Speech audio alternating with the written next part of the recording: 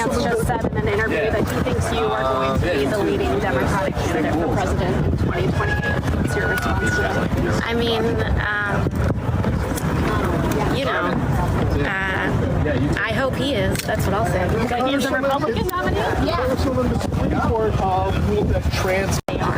J.D. Vance just said in an interview. I mean, if she runs in 28, I would support her over Vance, but like,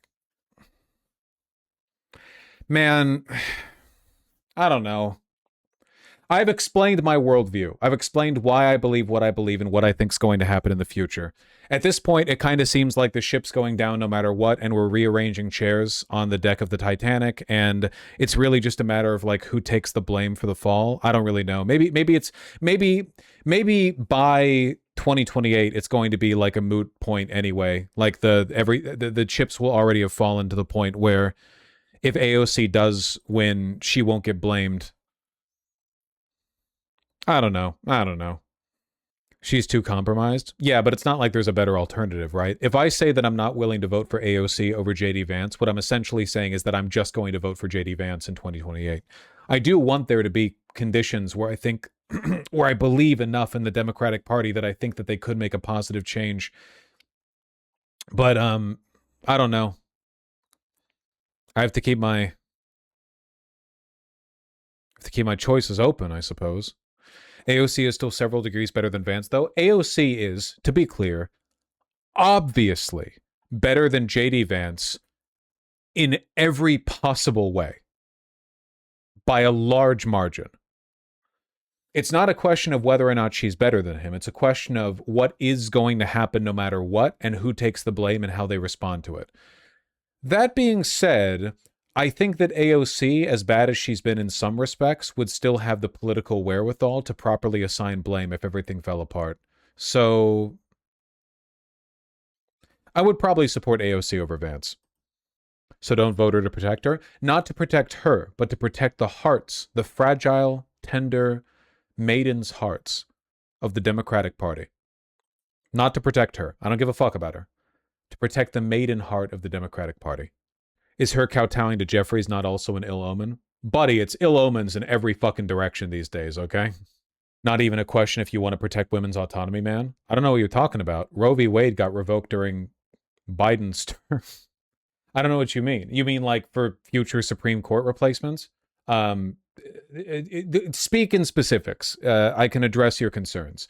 I have said multiple times that I do not think any president is going to be able to stop what's coming. I think it's really just a matter of how the voting base assigns blame and how disenfranchised and apathetic it leaves them feeling. And for me, a worst case scenario, like a truly worst case scenario, would be somebody like Gavin Newsom or Kamala Harris winning, everything falling apart, and the Democratic constituency responding to that claps by going, I guess it really doesn't matter who wins. I'm worried about apathy in the long run. That's why I'm so bullish about stuff like the DSA victories and getting out people like DeGette, you know? I want the Democratic voting base to be very active, very militant, because I think that'll be necessary not only to beat the Republicans, but to unify around the kinds of popular causes that will be necessary to pull us back from the brink of destruction. Or if necessary, rebuild after the destruction. Does that make sense? It's not really about AOC in particular. It's more about like how things are going to play out in the long run. But yeah, it's not a question of like who would be the better leader. You know, of course AOC would be better than JD Vance. Gavin Newsom and Kamala Harris would be better than JD Vance. I just worry about what might happen if they win. I want to avoid a Biden 2.0, basically, where a Democrat wins against an increasingly insurgent fascist Republican Party and then does nothing. And then over the course of 4 years, we just watch the Democrats fumble constantly while Republicans gain more and more cultural power. And then you end up getting like a Trump 3.0 situation. That's what I want to avoid. I want to avoid a repeat of what happened with Biden. And by the way, what happened with Biden was exactly what me and other left-leaning people said was going to happen. That Biden was not able to meet the moment, that he would be weak, and that in his weakness, the Republican Party would regrow and flourish, and that afterwards he or in this case, Kamala Harris, because he dropped out, out would be beaten by an even more powerful, more far-right Republican Party. And that is exactly what happened. So I'm just trying to avoid that.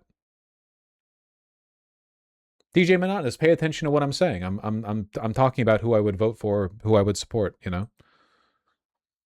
Voting for AOC would be a long-term thing to win back Supreme Court seats, to reinstate Roe v. Wade, or at least that's my hope. I mean, that'd be nice.